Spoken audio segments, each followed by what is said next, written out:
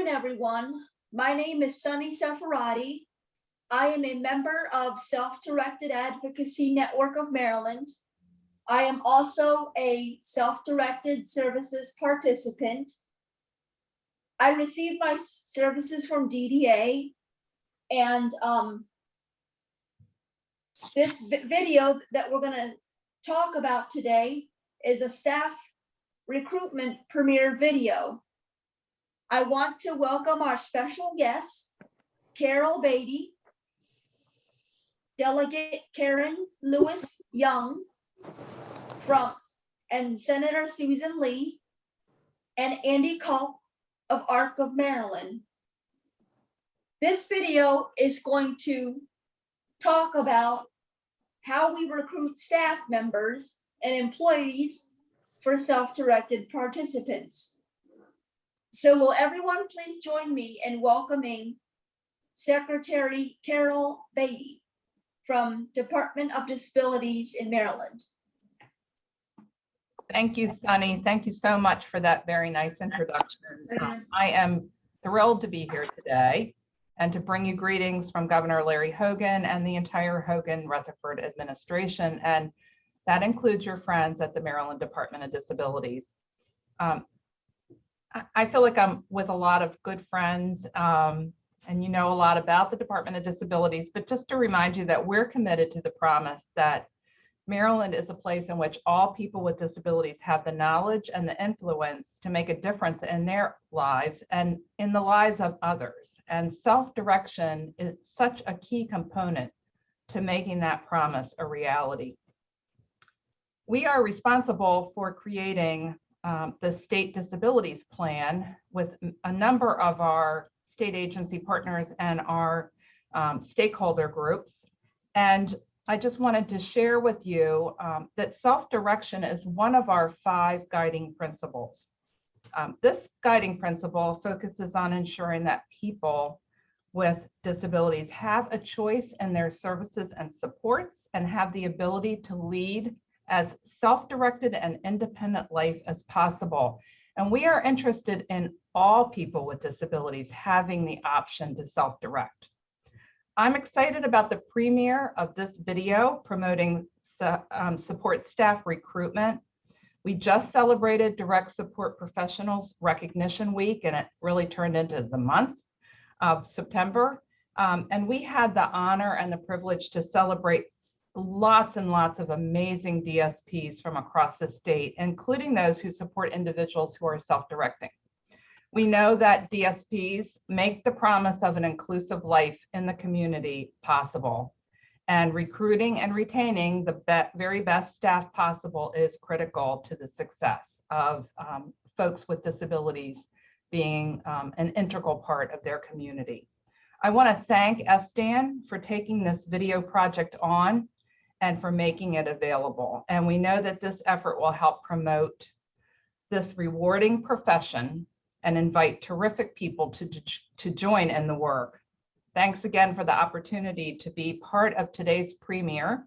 And I'm happy to turn this over to a wonderful advocate for self-direction, Delegate Karen Lewis Young from District 3A in Frederick County. Delegate? Thank you for that introduction. First, I'd like to tell everyone why I've been a strong supporter of self-direction and done legislation to further that support. I'm a strong believer in promoting and supporting the use of self-direction services to empower individuals with developmental disabilities to achieve purposeful and fulfilling lives. Every person, regardless of their disability or socioeconomic status, has the right to a self-directed life. All individuals can self-direct their programs if they're given the proper supports. The participant is always the team leader or the CEO of his or her own life. All team members need to work together to ensure that the participants' unique strengths, needs, and desires are reflected in a very person-centered program. CMS, better known as the Center for Medicare and Medicaid Services, have guidelines that permit flexibility and participant choice and control of services. This allows participants to really budget and have authority over their employees. The Maryland HCBS waivers need to reflect these principles as well, and that's why I've supported legislation, HB 318, with Senator Lee, who was the cross-filer in the past 2 years, to ensure that Maryland is taking full advantage of the federal government's authorities and support.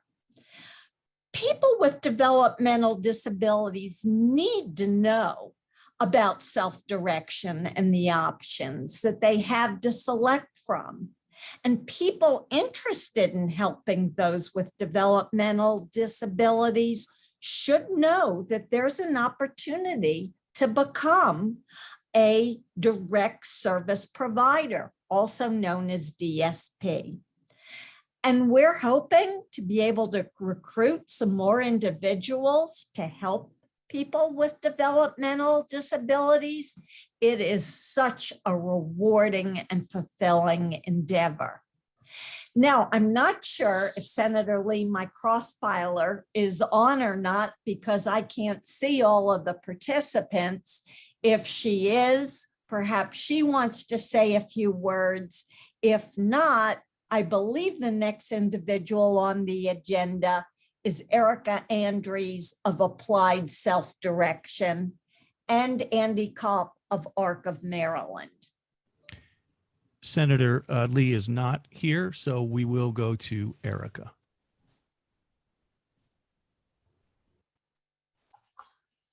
Hi, everyone. I'm Erika. Thanks so much for inviting me. First, I want to say thank you to the team at SDAN for creating this important film and including Applied Self-Direction as part of the event. Applied Self-Direction works nationally to advance self-direction. We work with states and other stakeholders to make self-direction programs more flexible, accessible, compliant, and person-centered. We're thrilled SDAN has invested in this new film to attract more workers to self-direction. We see at a national level that recruitment is a challenge across the board. So initiatives like this one are so needed. On a personal level, I am so thankful to SDAN for making this film and attracting more workers to self-direction as well. I have muscular dystrophy and have been self-directing my own care for over 20 years. Plus, I have been working with people who self-direct for over 10 years. I recently started my own business helping people recruit, hire, and retain workers for people in self-direction. With all of this, I certainly understand the challenges of recruiting and hiring workers. I'm currently in the midst of hiring a couple of people for myself and for some of my clients. To say it's challenging is to put it mildly, and probably the only word I can use in this professional setting. It is just such a difficult time right now. So again, I thank you. And now let me introduce Andy Kelp of the ARC of Maryland. Thank you.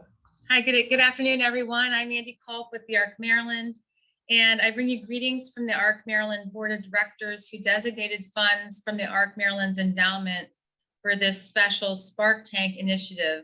And the Spark Tank is a grant-funded initiative for ideas that make an impact on the lives of people with intellectual and developmental disabilities and their families. So both this video that we're about to see and another video titled Self-Direction in the Good Life, Many Lives, Many Choices, which premiered last October, are the results of a combination of Spark Tank grant funds and the invaluable efforts of the many SDAN volunteers who spent several hours gathering stories, conducting interviews, filming, and editing to bring these special products forth today. SDAN is powered almost entirely by volunteers, including parents and people with disabilities who self-direct their services and supports. and also other stakeholders. SDAN's advocacy, collaborations with our state departments, and work on the ground have helped to ensure that the self-directed services option remains a robust one in our state for people who want to have maximum choice and control of their services. So if you're interested after seeing this and learning more, or joining SDAN in their efforts, please follow up with them after this event via the contact information that will be provided. And my final point before we are go fly for the video is that both the video and the trailer will be available on YouTube in 2 formats, which include closed captioning and audio descriptions. Self-directing participants who are employers will be able to use, hopefully, both the trailer and the video itself in their efforts to recruit and retain staff members. And then immediately following the video, we'll have a panel of experienced support brokers and self-directing participants who will offer reflections on staff recruitment, training, and retention. And so now, without further ado, the video.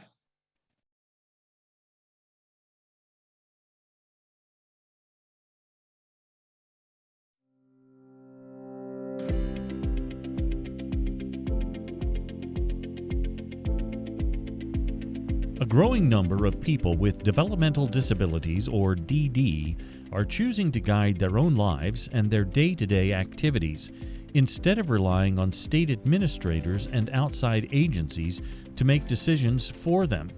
These individuals and the advocates they choose are the experts on what services they want and who will provide them.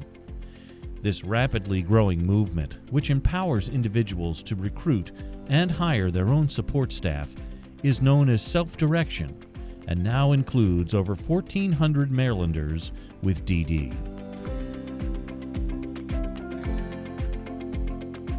A developmental disability is a physical and/or mental impairment manifested before the age of 22 that substantially impacts a person's ability to live, learn, or work in their community.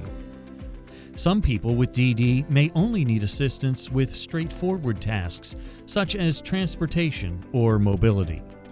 Others may require significant support for every activity of daily life. But regardless of their intensity of need, everyone has the right to make their own life choices. Self-direction puts people with disabilities and their chosen advocates in the driver's seat. Maryland's self-directed option for people with DD is administered by the Maryland Department of Health through the Developmental Disabilities Administration. It is funded with both state and federal dollars. Individuals assemble their own hand-picked person-centered planning team, which focuses on their needs and their goals. The participant is always the center of the team, and creating and implementing a plan that meets their needs and wants is always the team goal. Supporting team members typically include the required coordinator of community services, who is contracted by the state, an independent support broker who works for the person and can help design and implement the plan, family advocates, friends, and experienced employees or direct support professionals. A fiscal management service is also required. It works with the person-centered team to ensure compliance with state and federal regulations, to track expenditures, and to make sure employees are paid correctly and on time. In my opinion, self-direction is incredibly empowering. Self-direction provides the opportunity for a participant employer to hire people from their own support network to function in paid roles. Another benefit to self-direction that I think that people sometimes forget about is that staffing ratios are 1-to-1, meaning there's one employee per person served at any given time. So that creates an opportunity for participants to explore their own unique interests and needs completely independent of the needs and interests of others. And that's not always the case in provider managed delivery model, where staffing ratios are more typically one staff for every 2 to 4 people served. So that makes self-direction really unique. You know, I've been around the block in this field. I've worked for a lot of big names, and after a couple weeks, it always ends up, oh man, They pair you up with somebody you're supposed to be helping, but people are calling shots from the ivory tower who don't know the participant, don't know how they really learn, and you're now on the brunt of having to get them to do things they really maybe could care less about doing. Whereas in self-direction, it's literally I work for him, and it's, well, what do you want to do, and how can we get you there? It's working for an individual rather than working for a company. It's learner-led. It's learner-motivated. It's learner-initiated, and you are there to, smooth out the edges to help them enhance their life. I guess for self-direction, my definition will just be super independent. I've never seen anything like it, actually. And I've seen, once again, remarkable progress, things that continue to surprise us. I have learned that self-direction is freedom.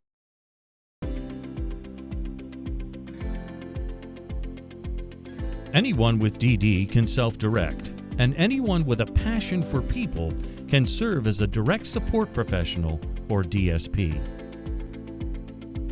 As a DSP, you will work directly with the participant and other team members to bring their goals to life. For people who plan to pursue careers in human services, working as a DSP provides valuable experience and is a natural choice. However, successful DSPs also include retirees, career changers, and those who are just entering the workforce. Some are full-time, while others find the flexibility they need to work around family or schooling obligations. Mostly they're students that are going into nursing, occupational therapy, special ed, speech therapy. I would definitely look for like kind of care services and things like that, because it can't hurt to put it on your resume, but also the things that it provides you just in life experience is invaluable. And this job is so flexible with hours. It's great because I can, I work with Lucy 3 days a week right now, and I can go to school the other days, and even when I go to school, the days I go to school, I can come here straight after. So it's been great.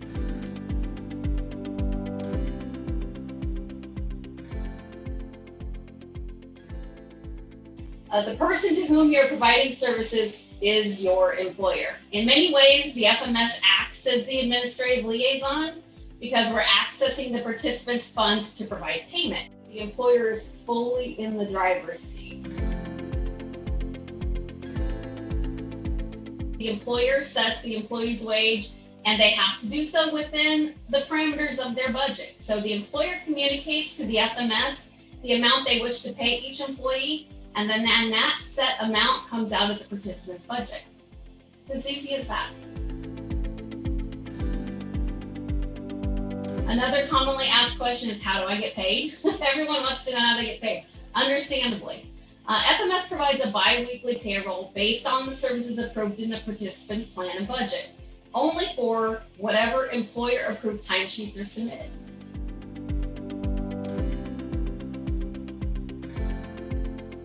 The employer has certain authorities that should be respected, and in turn, the employer also has duties and responsibilities to their employees.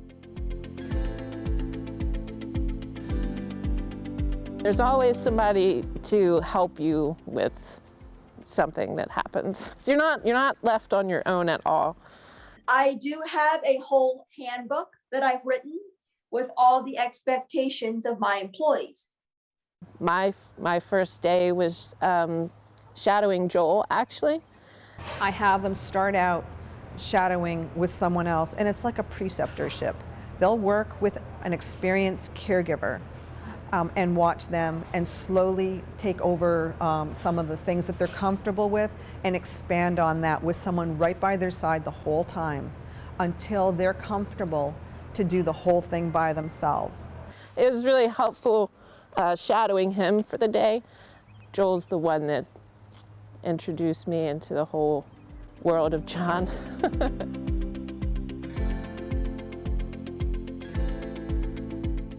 My employees expect me to communicate with them. If I text her, I can expect a response fast unless she's at work. A set of instructions to do throughout the day. They let you have a voice. They also let the person you're caring for, in whatever capacity that is, have their voice as well. Sometimes his no's are pretty definite. He's pretty firm in, like, what he wants. Lucy tells us what she wants to do. The communication I thought was going to be a little bit of a barrier, but like I learned what he will do if he likes something. It was a process to learn the communication, but I think we got it down pat.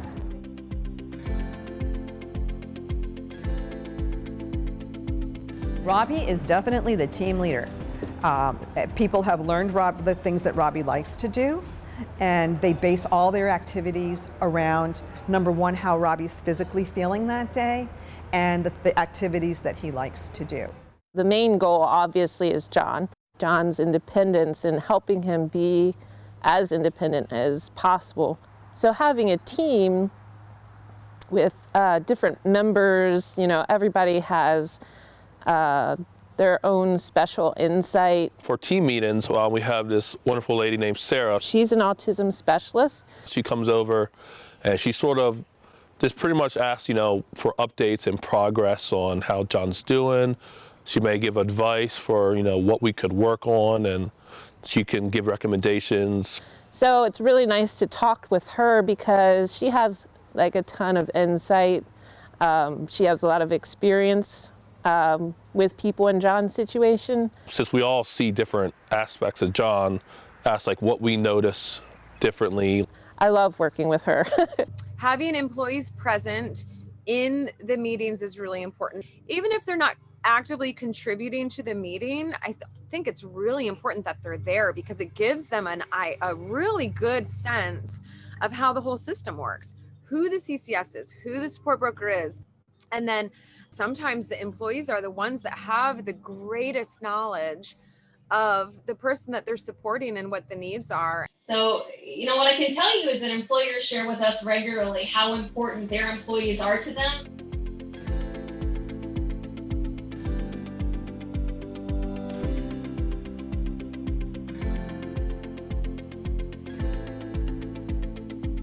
First and foremost, take your role seriously, be reliable, recognize that it's a legitimate job. Having an intellectual or developmental disability doesn't make someone less of a boss. I expect them to give me 100% attention. That you should be there 100%. I expect my employees to treat me with dignity and respect. They need to treat me with respect, to be on time. I know she's my employer and she holds me to being on time. When I'm not on time, she's like, I expected you to be here. And I'm like, I agree. I should have been here earlier. She holds me to it. Whoever you think doesn't have a lot to say probably has so much more to say than you ever knew. He's a real individual, a person that has feelings, can understand most, if not everything, that's being said to him or around him in his environments. And to think that he can't is really a disservice to John. I've definitely learned more patience. Just to have extra patience. Because it does take patience. A little on the patience end of things. One thing that I've learned with Rob is when I'm waiting for that answer and communication, it's sometimes I just have to wait. He might want to tell me yes, and just because it's not in the first 2 seconds, it's not no just yet. So maybe I'll wait and be patient with him, or maybe when I'm expecting a yes and he's really not into it, it's just patience and keep trying until you find what works. I think with folks who have special needs, we just want to teach them things, but we forget that those things have to hold some kind of value to them. I would say the level of care that they should expect is the level of care that you would expect, the kind of care that you'd want for yourself.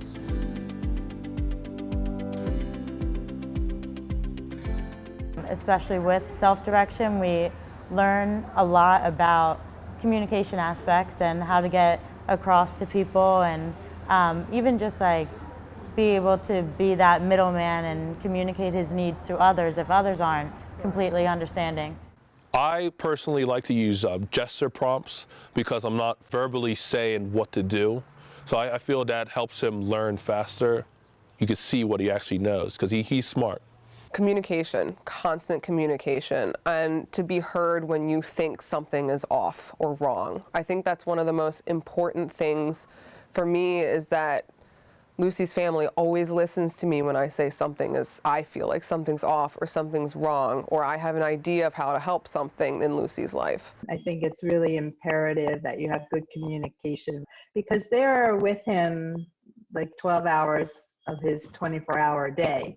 Mother's Day weekend 2 years ago, he got diagnosed with a brain tumor. One of his staff members, back before we knew what was going on, we just knew like John wasn't quite, he was regressing as far as what he could do. He didn't seem well. One of his staff members was the one that really had a talk with me about different things that he picked up.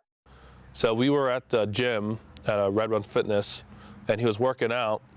He used to, I guess, stim off. There's this red guy that's running, and he used to stim off it, like he would look at it, from time to time. But I noticed he seemed to be doing it a lot more than normal, and like he was just so focused on it, and he wasn't really doing the exercises as much. So that's when I sort of noticed, I was like, something seems a little off. I mentioned to Miss Carroll, I said, can I, talk to you when we get home? I felt like I knew him enough that it was just it wasn't normal. So eventually they did a bunch of tests, and the tests kept coming up like he was fine and all. Then eventually they did an MRI, and they decided to do like the whole body, because they were going to do like maybe like lower body and whatnot. So they did the whole body, and then they did the brain, and that's when they saw the tumor.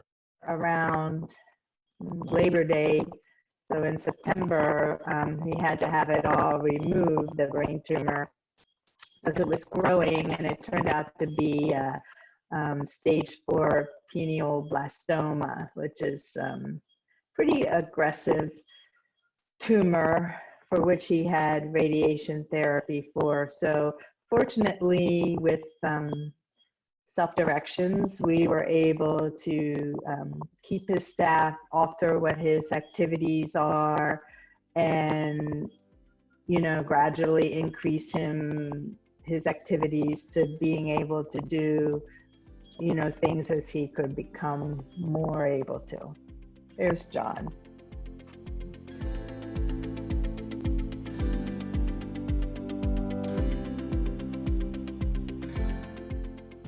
And then there's an alpaca farm that he goes to, and he gives the alpacas hay. And that's a really good job for John, because he's gotten super independent with that. Basically, he can just do that whole thing all by himself. So you just stand back and let John do what he's got to do.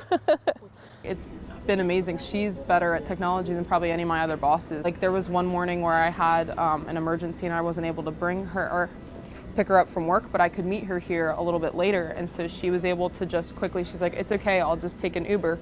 She called an Uber and then just met me here instead. And so that kind of thing, it was just incredible to just know that she's able to do that kind of stuff on her own. And that was like the first thing that I talked to her dad about, was that he was like, she's capable of so much more than you know. So like, don't treat her any differently. You're just here to help her out, and it's shown clearly. You cannot judge a book by its cover, and you don't know what people are capable of, even if you think you do. I had someone tell me before, like Lucy was pushing a shopping cart back in, and Lucy just threw it kind of back in front of it, and I said, Lucy, push the cart back in the shopping cart place. And the lady was like, oh, sweetie, you're doing great. And I was like, no, she's not. Push it back. Choosing to work in self-direction is an opportunity to enrich another life and your own. To find untapped talents in yourself and powerful connections in a place you may never have imagined. Joel is like part of our family, is our third son. I don't know if it's exceptional or not, but I feel like, well, Joel is exceptional, but I also feel like having consistent, good people is vital to the success of this program. So when I was working in a group home, it was just day in and day out, you know, breakfast, lunch, and dinner, pills, more pills, and you couldn't do much. You were so restricted under the things that you were able to do. So when I started working with Lucy, it opened up like this whole new world of I felt like I could make a change in somebody's life rather than just being stuck wishing I could do things for people that I just wasn't able to do. You can't really put a price tag on liking what you do. And it's a lot easier, I think, to like what you do if you're helping somebody figure out what they like and helping them do it. It's definitely changed me as a person and for the better. It's taught me so much. It's shown me like exactly where I want to go in my career and who I want to work with and the type of person that I want to be when eventually I'm done school and I'm working in OT. I know like the therapist I want to be. And Al has basically changed my whole life. I had a love of just caring for people. So through working with Lucy, I ended up discovering I wanted to do a nursing program. It can lead to a whole different career. Yeah, I'm in school for nursing now. I actually originally started on a master's in special education, but then I moved into a behavior analysis program. At least 4 of Melanie's staff through the years have now become social workers. And I don't know, maybe a half a dozen nurses and special education teachers, regular ed teachers. I'm probably going to start teaching at the university level. My ultimate vision would be to replicate what has occurred between Al and I using this behavioral science stuff across a larger group of people. But people that work with Robbie end up loving Robbie. And even when they go off onto their professions, whether they're nurses in a hospital or speech pathologists in a skilled nursing center or wherever, a lot of them come back and fill in just because they love Robbie. This is, I would say, by far the happiest job I've ever had. Well, when it comes to whether I'm a caregiver or employee, I just really think of it as a friend. Lucy's one of my best friends, and she's actually going to be in my wedding. Yeah, he's one of my best friends. I always say like I learned to be his caregiver first and now I'm his friend.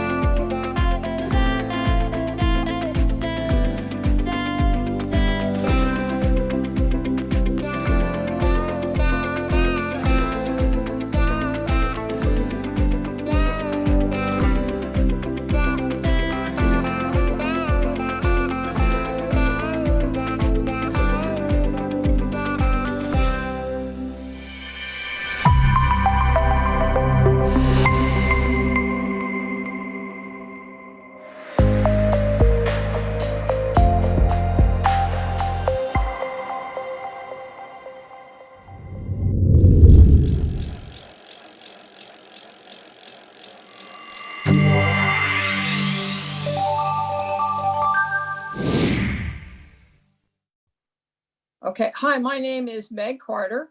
and I have been a support broker for almost 11 years. I am a complete advocate for Selfdirection because I've seen what it has done for my own daughter, Lucy, who's featured in the video. I want to welcome all of the wonderful people who've agreed to participate on the panel today, especially everyone, but especially Erika from Applied Selfdirection. We're thrilled to have them as partners. I wanted to make a few points and then offer one resource. First, we hope that this video will be a tool for you to recruit and to train your staff. I think you'll be able to link the trailer in your actual ads. I always found I had to do so much explanation about what the job was about before I even, I think that will simplify that a lot for people. And I think the video itself might be a really valuable training tool. I often I really get tired of that term caregiver, because people who self-direct aren't always or usually looking for a caregiver. They're looking for someone to help them achieve their goals and be their best self. So I'm hoping that this video will do that. One of the points that, I wanted to make as a support broker is, sure, staff recruitment is a challenge, but remember, you're running a small business. You really are. Each one who self-directs is a small business. So of course it's challenging. You're running a business. So every business is challenging, and staff recruitment is obviously a big part of that. But you have, these employer responsibilities, these employer rights, and yeah, you have to be serious about using them. I encourage people to go to the staff recruitment resources that are listed on the SDAN website, because the more informed you are as an employer, the better you will get at it. You don't just fall into being an employer. Like anything else, you have to learn about it. So we've tried to dig up some resources to help people become really good employers. One of the resources that I have located, oddly enough, came from someone in business school, and it's called Drive: The Surprising Truth About What Motivates People. And I'd like people to remember that it's not all about the money. This video, it's 11 minutes long. It's actually geared to businesses, but it points out that employees themselves want to be self-directed. They want to have a fulfilling life and use their potential as well. So I encourage you to hit the website and take a look at that video. It's not always about the money. Once you've reached a certain level of financial compensation, and I would say in this state, we're there. The wage rates are very good right now. So it's not about the money. It's about creating, educating people and creating the right environment. Think very seriously about the term direct support professional. You want your employees to be professionals, and you want to be professional in your conduct with them. So I'll leave it at that and turn it over to the next person. I think that's me. Hi, everybody. I'm Christy Culbreth. I'm a support broker at Shared Support Maryland, and I live in Baltimore City. I have been a support broker for about 5 years, and my window is open, so you might hear some Baltimore City mess, so I apologize for that. I want to talk a little bit about retention and accessibility. How can we, we're gonna talk about retention and evaluations and how we ensure that the process is accessible for people who are self-directing. So I think that's really crucial, a really crucial part of keeping employees around. So you want to make sure that when you're evaluating and supervising employees, that the person who is self-directing their services is in charge entirely and completely. As a broker, I try to work with people to make sure that they have systems in place that are both accessible and objective when it comes to evaluating employees. So knowing what you want from an employee is really important, and knowing that before that employee starts is extra important. That way you can get those things written down in plain language, or you can have really good images or pictures of things to make sure the person self-directing understands that that picture corresponds to what I need from this employee, or even videos showing the task that you need done. We think that's really important. And secondarily, it's important that those evaluations are objective so that you are you can be a competent employer. So one way to do that is to make sure we're supporting people in their teams to have a score of evaluation. So they evaluate an employee based on their expectations and give a score that either corresponds to a pay scale or to a benefits package, like including vacation time, things like that. Just a way to be a really great employer, to keep people around and making sure that people are in the driver's seat to do that. I hope that makes sense. I think I'm turning it over to Erika next. Yep, you are. Hi. As I said, I have experience with recruiting, interviewing, and hiring employees from many different angles. As a self-directed employer, I do my own hiring in a support broker type role in Wisconsin. And I also ran a business that did support apartment programs for people with disabilities for 10 years. Through all of these experiences, one of the main things I learned is kind of what Christy already talked about, but it's that you need to have a clear job description and know what you want right from the beginning. It's best to make it completely clear up front what's needed and expected, even if the needs or expectations might be a deterrent. For example, I require that my employees are able to lift me. My ad states that they have to be able to lift, and that's a requirement. I'm sure that makes some people not respond because they don't think they would be able to lift me, but that's okay, because I don't want to waste their time applying for a job that they can't do. Another key thing that I've learned is that it's important to know what you're looking for in an employee, kind of what Christy talked about. Because if you're going to spend a lot of time with this person, you want to make sure you're good and compatible with them. To help with this, I send out a brief questionnaire through SurveyMonkey to any applicants that I have before I even start the interview process. This helps me ask some general questions and check compatibility before I go any further. For example, right now I ask if people are vaccinated because I require that my workers are all fully vaccinated. This way I can read out any non-vaccinated people without having to have that awkward, sometimes controversial question in conversation. Another great tool that I've used is the Find, Choose, and Keep Great DSP toolkit. This toolkit provides a lot of helpful worksheets and interest inventories. These worksheets and inventories can then be used to help employers discover what they want and don't want in people that they hire and what types of jobs they will need done. And then this can help create a really strong job description. This toolkit can be found on the staff recruitment page on the SDAN website. And now I think I am turning it over to Cindy Truitt.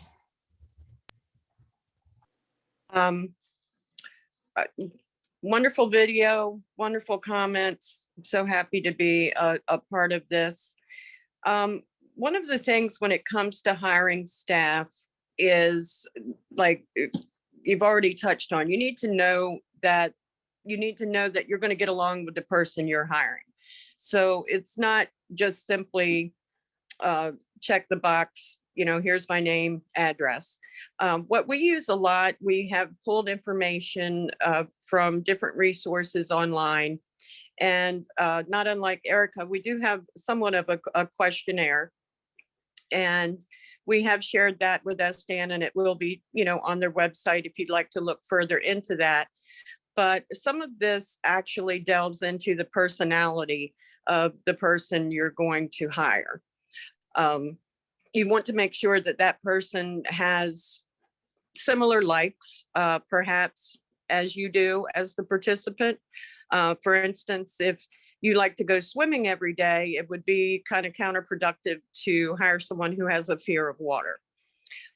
Some of the questions, which I think we have an example of, if we're going to show that, there we go. This is from Anchor, and this is a good website and has a lot of information. But as you can see on the first page, the number one thing, participant empowerment. You are the CEO. You are empowered as the employer of record. So who works with you is up to you. And I think people need to remember that. Some of the questions, as I said here, participant empowerment, it has questions that the answers will help you know the individual a little bit better. Another very important and listed as number 2 is communication. In the video, as well as some of the other comments, we do need to communicate perhaps a little differently with some of the participants. These are just an example of some of the questions you can ask with our participants that we serve as support brokers. We try to get to know them. Again, it's being a friend. That role should be accomplished by support broker as well as the direct support professional. We do try to customize each questionnaire specifically to that individual to cover all of those things. I think it's very important to, kind of go through that ahead of time. Like Erika said, you don't want to waste your time and you don't want to waste their time. And hopefully that resource will help others develop their own questionnaire for future hires. And I'm going to be passing this off to Miss Paulette Roseborough. Okay, hello everyone. How are you? I am Paulette Roseborough and I'm a support broker. I've been a support broker for about 6 years. I'm also a parent of a young lady, adult young lady who is using self-direction for receiving services from DDA. And so I'm going to sort of speak real quick about professionalism because that is very important in retaining your staff. Professionalism is a relationship between skilled individuals who work in a courteous, responsible, and generally business-like manner in the workplace. Their interaction is to achieve a common set of outcomes and goals. And it's my opinion that to have a professional environment, to be present in the program, you need to have about 8 characteristics. Okay, so then one of the characteristics is that the participants program is organized, operated, and managed, as we've been hearing throughout this whole entire program here, as a business. It should be understood that the workplace is in the employer's home or in the employer's community. There should be a team or a circle of supports identified with roles and responsibilities. Every team member is provided the employer's self-directed program vision, including the current outcomes and goals toward a successful trajectory to achieve their good life. That is the employer's good life. These should be clearly addressed in writing and reviewed at least annually. All staff should be considered members of the participants, the employer's program team, and are afforded the opportunity along with other team members to participate in development of the upcoming year's activities and goals. All team members understand how they fit to successfully accomplish the goals for the upcoming plan year. There should be a quality assurance and surveillance plan in place for all tasks related to the particular participant's program. Everyone should work towards becoming skilled in the job or position they hold. Team leaders should be identified, and those leaders should assist their staff or assist the staff and other team members to overcome any challenges that they may encounter in accomplishing their responsibilities. It is important for employees as well as the employer to have information in writing, clear, concise, and before the employee is hired. I am now going to turn this over to Amanda Lay. Thank you. Good afternoon, everyone. It's a pleasure to be with you. My name is Amanda Lay. I'm a support broker with Shared Support Maryland. I've been a support broker for about a year. And my favorite part of my job is supporting. I have about 12 customers that are in self-directed. And my favorite part of my job is supporting them in recruiting and retaining their own staff. At Shared Support, we have a whole recruitment process. I work with my customers to develop a recruitment plan, which includes ads and job descriptions and screening questions and interview questions. And I send them resumes, and then they tell me who they want to interview, and I send all their screening questions to every applicant, and based on the answers to the screening question, they decide who they want to interview. It's my role to support them in the interview and in the hiring process, but since they're the employer, they're the decision maker, and I like to think of myself as a supporting cast member in a play. And our customers, or the people that we are thankful to have the opportunity to support, are really in the lead role in the play. So our role as support brokers is to support them in doing what they want to do as far as recruiting and hiring and retaining staff. And I love the recruitment part of my job because I'm supporting my customers to hire the people that they choose to be able to live the life that they choose. And I'm thankful to be doing this work to support people in self-direction. I think I'd like to pass it off at this point to Joyce. Hello, my name is Joyce Middleton, and I am a support broker for the Right Supports, and we have a team of support brokers.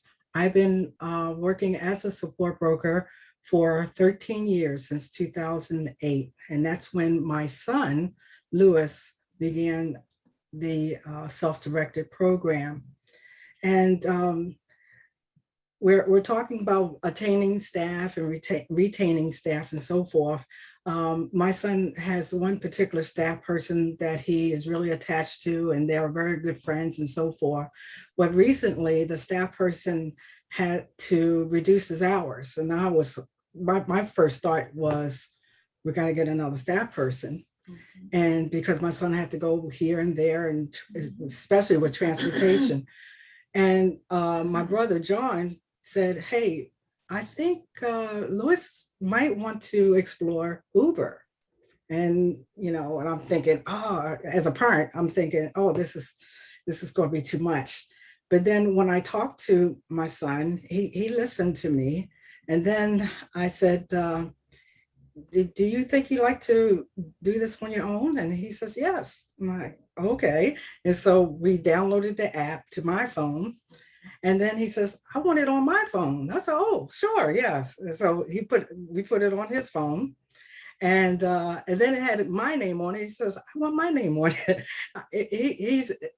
I'm really excited because from 13 years ago until now, this is a big transformation.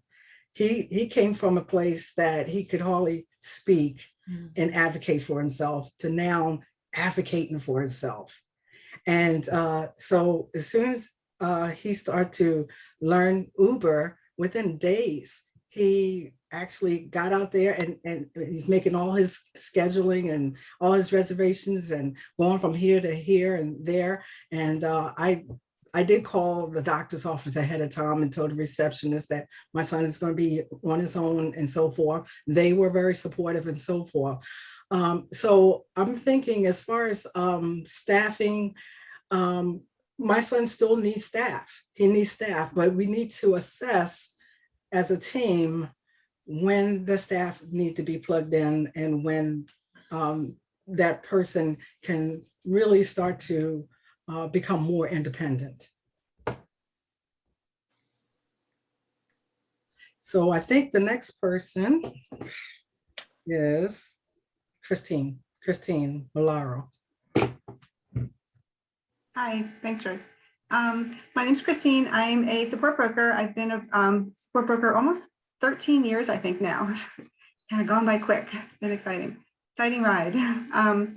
So many of the teams I support have decided to create job descriptions for their staff. So they are aware of the tasks and goals of their boss, the participant. So and it helps with everybody being on the same page, of course. So it's a great tool, and a lot of the teams like to use that, and we adjust it as accordingly as well.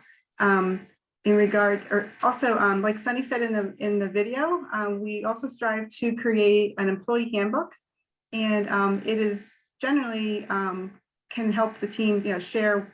It's developed, and it helps the teams learn, and it can share what things have worked before, what have not worked, what some likes and dislikes are, writing down the goals and the current things that everyone's working on.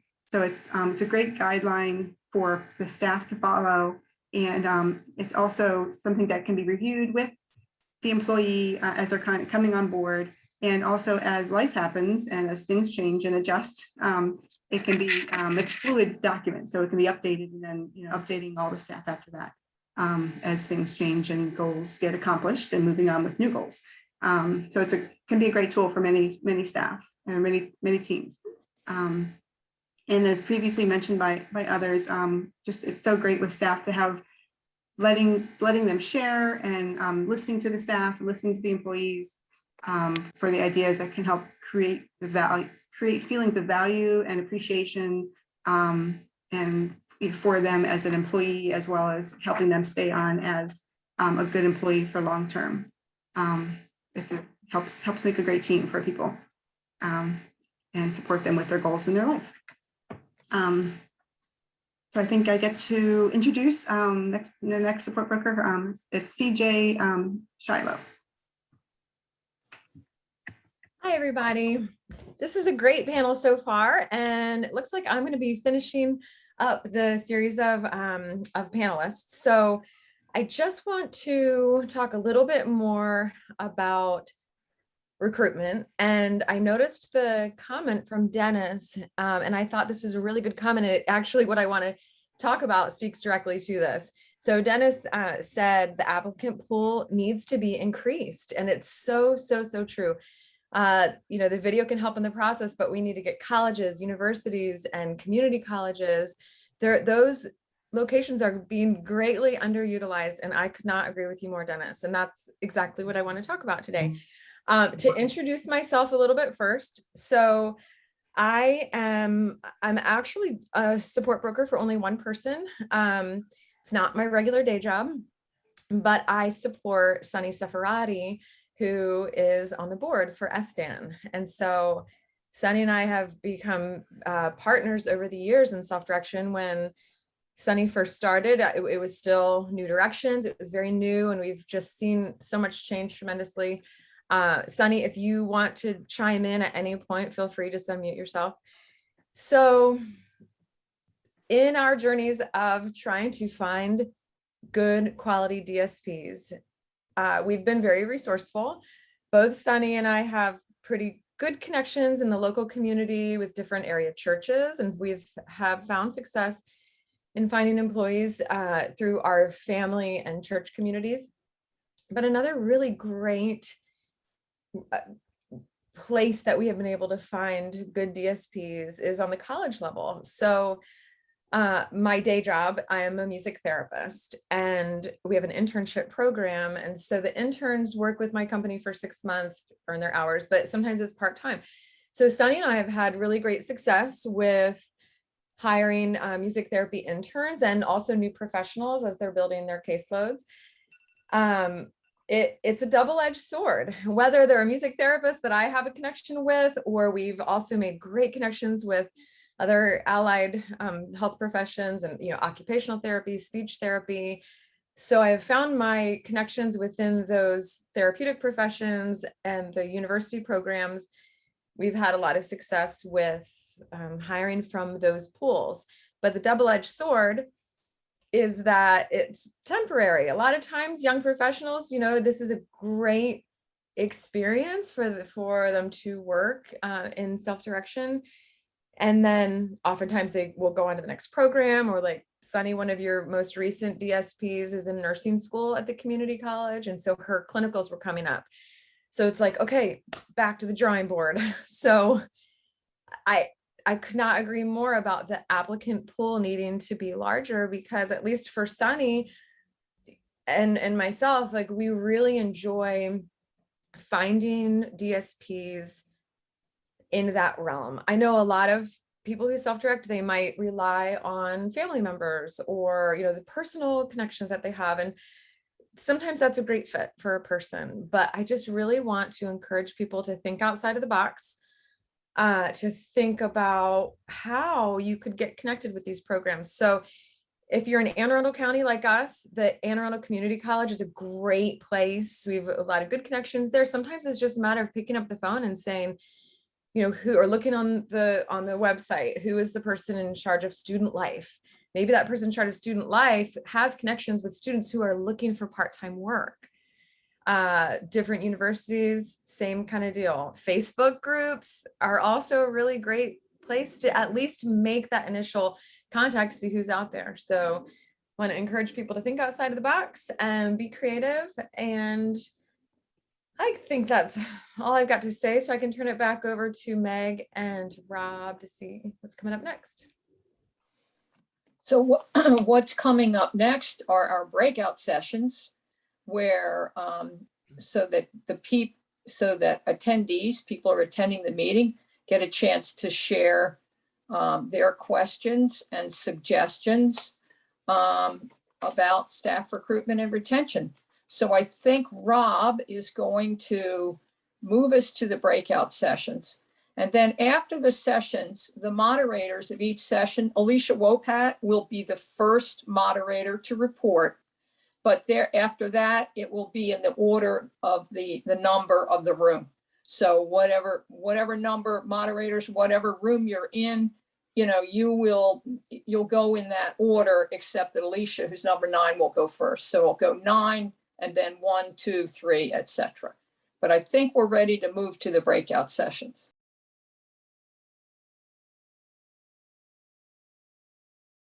And we had some really interesting conversation. I'll just kind of list them real quick so we can move on to everybody else. But one person mentioned that they would like to have a health insurance option. In other words, to be able to have self-direction or somebody form a group so that individual DSPs could get their health care from some kind of a group, a new group, kind of an option. Another person was looking for the way to access various colleges, universities, and other places that may have people who have requirements for community service. But how do you specifically, the question was, how do you access that? How do you find the right person at the right college and university? Another person mentioned that they thought this program was really important, and one of the benefits of it is to be able to provide exposure to people who are for people to work with other people with disabilities, and to help grow the number of people in the world who have interacted and formed bonds and friendships with people with developmental disabilities. And then the last person was talking about the difficulty right now with COVID and health issues and finding people who are vaccinated for those who want that, and the difficulty with turnover with DSPs. And another person talked about the fact that now we are able to pay better, and that will probably be a benefit in terms of longer term retention. So those were kind of what we talked about. And it was a great group discussion. So now we'll go to Erika. Erika, okay.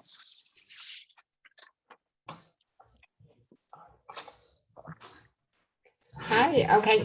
So our group had a few questions that we talked about, but luckily Chris, support broker, was in there so she could answer a few questions. So we didn't have a ton of time to talk about other things. But a couple of the suggestions were Barry suggested PTO, if that could be offered, and reimbursement for health insurance. And then also increasing the applicant pool. And I'm really sorry, but someone in my group was going to speak and now I cannot remember their name. Whoever that is can unmute yourself and let me know who it is, and I can add It you. was Dennis, I think. Dennis, that was it, yes. Well, my comment is that we must get behind increasing the applicant pool. I've been involved with this for 13 years for my son, a little more than that in all aspects, but as an ex-business person, I know the challenges that hiring is and retention. I want to reiterate the importance of reaching out, not only to the legislators with this video, I think it's excellent, but it's what we do with this video. I'm results oriented. That's the way I approach things.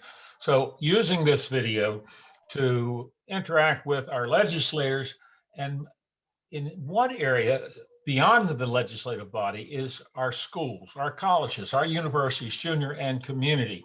I was typing out that even in one case, Hartford Community College, you're not even allowed to put a flyer on their campus because SDAN will have, hiring people that will come, not SDAN, but SDS program will be hiring people to come into a residential setting.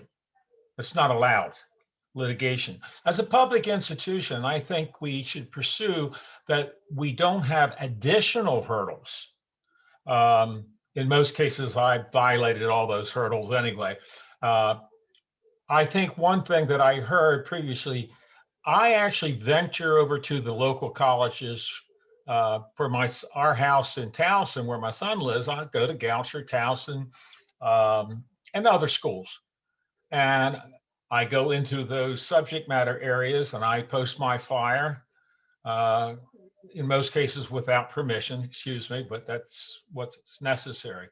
And so if you are planning a career or if your major is in some sociology or some subject matter that might be nursing or related to our needs, I make sure I get a half a dozen flyers on their bulletin boards. I have followed up with the university. Sometimes that's positive, sometimes that's negative. But the point I'm trying to get to here is how we use this video to address a number of issues. As I said earlier, you may learn and be much improved at your recruitment, your hiring, your managing, retention, the whole works. But if you only have one applicant before you, you're in trouble.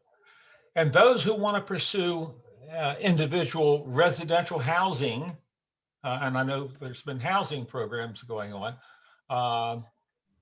the need for staffing becomes more critical. Okay, Dennis, we need to move on to the other room reports. So it's fine with me. I understand. Okay, but thank you. Thank you. We are going to Cindy. Okay, we had a small group, but did have quite a few ideas and suggestions, and also discussed some challenges. Of course, that one of the ways to recruit staff is online through places like Indeed.com or Care.com, those kind of online groups and programs that would allow you to put in what you're looking for and receive some applications from applicants that have been somewhat pre-vetted. I think it was kind of across the board that people do have difficulty in locating the qualified applicants. We did have a few suggestions how to retain staff. And one of those was to empower the staff and make them feel important, which Patty offered, and I agree with 100%. As it was in the video, I mean, you're more than a caretaker. You're not a babysitter. You're a part of that individual's family in the most ideal of circumstances. There was one member in our room that kind of spoke on the challenges of hiring staff, and they mismanage the client's money and those sorts of things. That is all part of really defining what that staff person should do and what's expected of them. It is kind of hard, you never know. Sometimes it may look wonderful and it just turns out otherwise. But on the flip side of that, sometimes an employee that you do not think is going to turn out to be such a good employee exceeds all expectations. I think Rita mentioned that she wishes the support brokers had a bigger role in helping with the hiring process and staffing process, if they could be utilized more for that. And also in helping to make a long-term plan when an individual who is dependent upon their parents right now in some way, when they're gone, what's going to be, the future for them. Okay, we'll move on to Patty. Rob, for some reason, I was also in the room with Cindy. So I did not have a room to. Really? Yep. Huh. Well, then who was in your room? Room 3. Someone had to have moderated room 3. Anyone? I failed to note which room I was in, the number, but I was a moderator. Okay, I'm sorry. Who's? It's Geneva. Oh, no, you're in room 6. I'm in room 6. Okay, so I'll just mute. Yes, you are a moderator there. Well, all right. Let's move on to Paulette, and then we'll see who is left out. Hang on. All right. Okay. There were a few of us in this particular room, and as everyone is agreeing with this, the fact that recruiting is the biggest challenge. One individual actually started out as a recruit, was found from a nursing board, decided to change careers and started working with a family, and then they were swept up by a provider providing FMS services, which brought a very interesting question to my mind that perhaps could be discussed later. The FMS services are provided by under a contract? That's true, but is that part of? Could that be considered part of DSPs? Those surrounding services that support the family and self-direction. Also, we talked about being able to using an agency, and I think I know I do it with my clients and my daughter to include not only having direct support staff under each of the main categories, which is personal supports, community development, and RESMIT, but to also structure your plans so that you're looking out and reaching out into using staffing agencies. And many times that has worked out well for families who find an agency that can successfully staff qualified individuals. So that's what's the two main things that came out of our room chat is acknowledging that recruitment is the biggest problem. It would be really nice if we could get a recruitment agency to really specialize. I know there was an effort before to do that. I really wish that could come about again, to have a statewide agency that could specialize in recruiting for us, and be really full-time, because recruiting is a full-time job, and then just to really look at more agencies being involved in recruiting. That's it. Great, thanks. And we'll move to room 5, CJ Shiloh.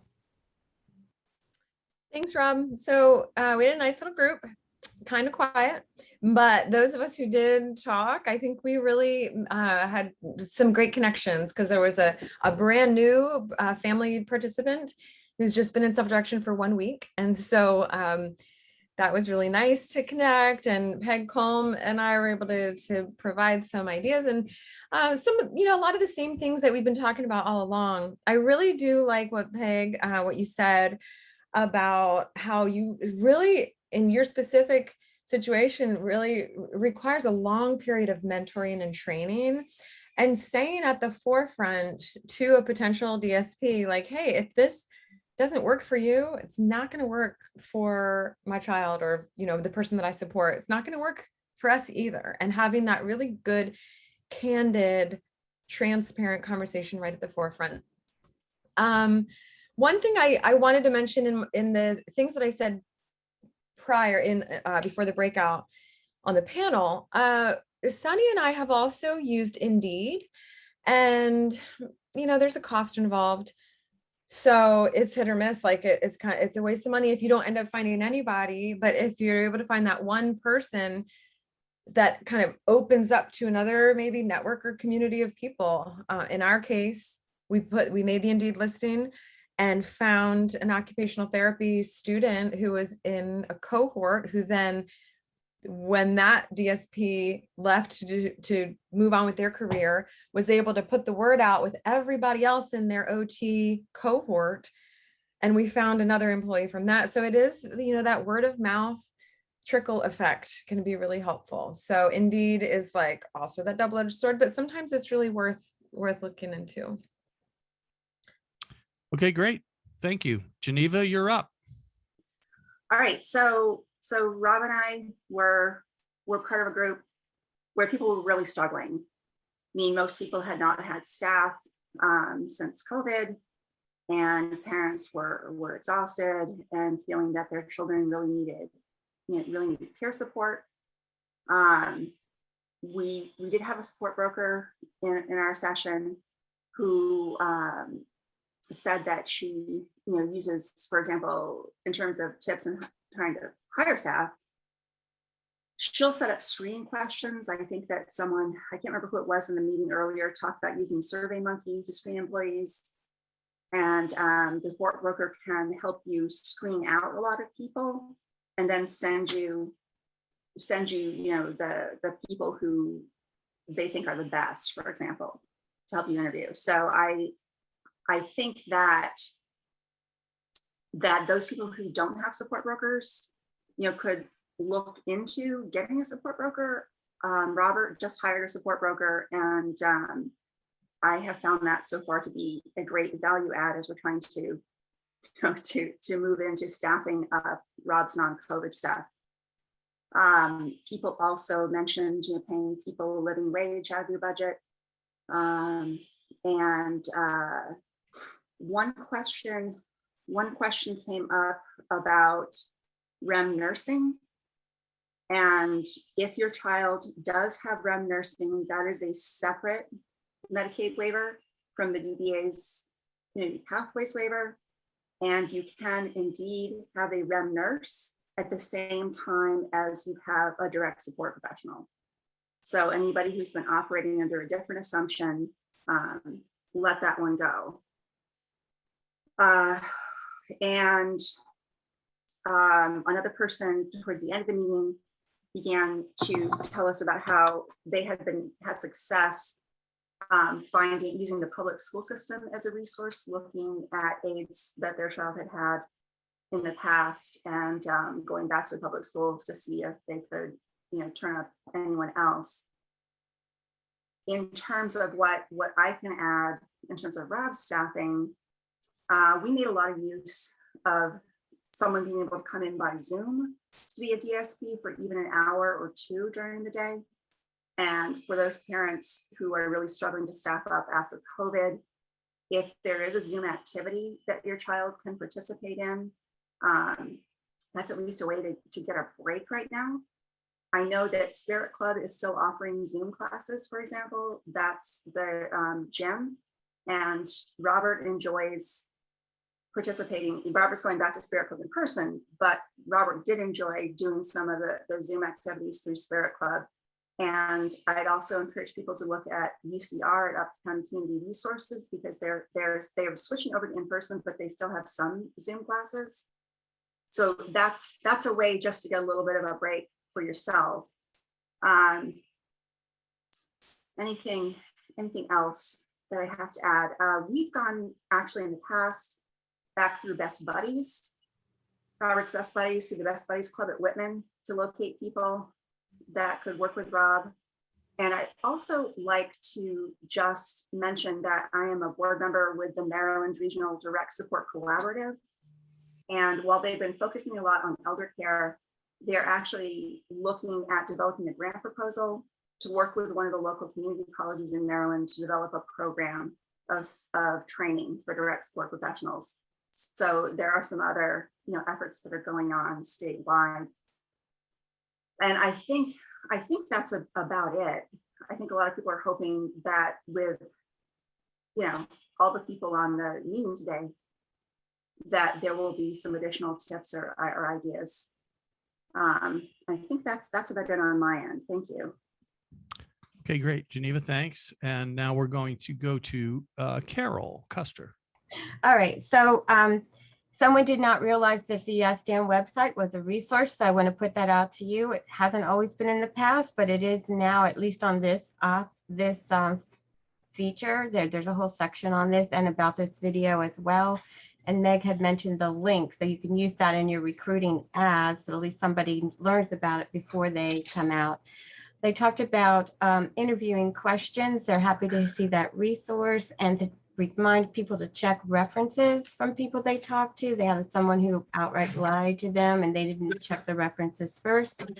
People were happy to hear about looking outside of the box in their community, especially the church and their social networks, and word of mouth. You just tell anybody and everybody you're looking for someone, and you'll be surprised what you might find. They said shadowing was critical to the success and to give time for the person to learn the participant. Only caveat is to make sure you include that in your plan so that you can do double staffing. And then there was a comment that degrees are great, but how you interact with the participant is even more important. And some people with degrees weren't able to actually interact in ways that the participant needed. And so you don't overlook someone just because they might not have certain qualifications on their resume. That was it. Great, Carol, thanks. Just want to make sure Alicia has put the link to the SDAN website in the chat, so you can grab that. Now we'll go to Meg. Muted. Am I muted now? Can you hear me? You're good. Okay, Rob, when will the link to the video that we just played, when will that be on the website so people can get it? And we can also send out that link to anybody that registered for the meeting, correct? Yeah, sure. And the link will be on the website when? Sometime tomorrow? Well, it'll be on there sometime this afternoon. Once we finish this meeting, I have one little thing to do with it, and then I'll post it, and it'll become active on the SDAN website. When you go there on the menu bar, you will see a menu item called Documentaries. There's a drop down, and you'll find Why Work in Self-Direction. Okay, great. So I had a pretty small group, and I got a couple of very good bits of advice. One person pointed out, Kim pointed out, that they had an employee for, I think over 6 years. It was quite a while. And another person said, well, how did you retain them for that long? And Kim mentioned that she used pay raises and she used paid time off to do that. And also just, making sure that person knew how important the work that they do is, just really assuring someone and that the work they're doing is really important. In terms of what I noted, because this is new for me, for one of my people, we're now contributing through his plan. We're contributing to a health savings account for one of the employees, and a health savings account. We've also have in the plan money to be given to health insurance. So benefits was always one of the big knocks on self-direction, and they are now truly available. You know, benefits are available. If they're not in your plan, you can put them in your plan. Talk to your CCS, talk to your support broker about how to get them in. In terms of recruiting, one person pointed out, JP pointed out that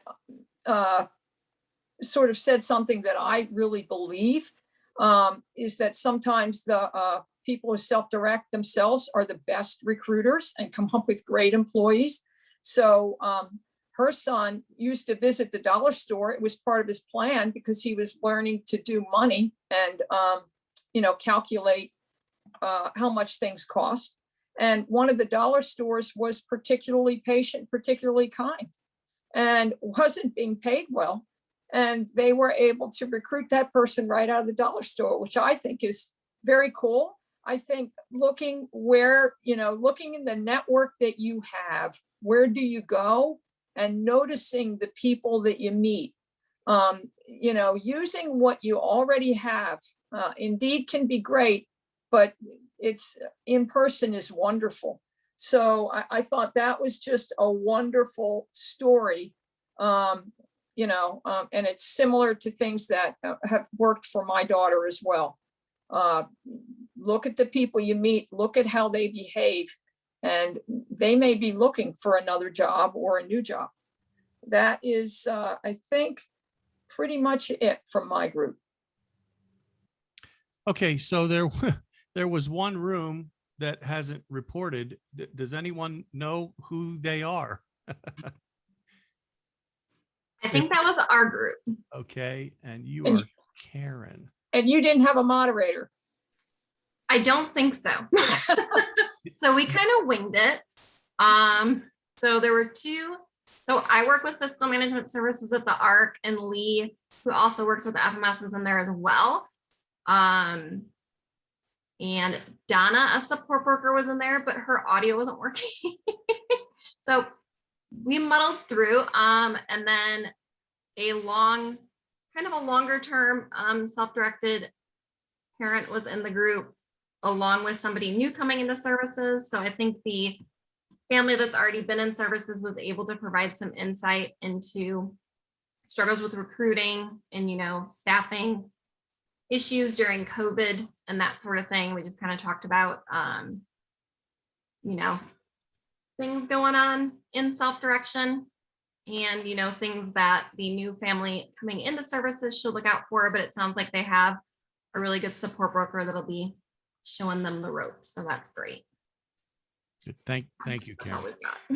Thanks for filling in the gap. Yeah. I'm just winging it here. All right, I'm going to turn it back to Alicia to wrap us up. Okay. Well, I want to thank you all very much for attending and participating. Want to give a special thanks to our special presenters, Secretary Carol Beatty and Delegate Lewis Young, Erika Andrus of Applied Self-Direction, Andy Kelp of the ARC of Maryland, without whose money this never would have happened.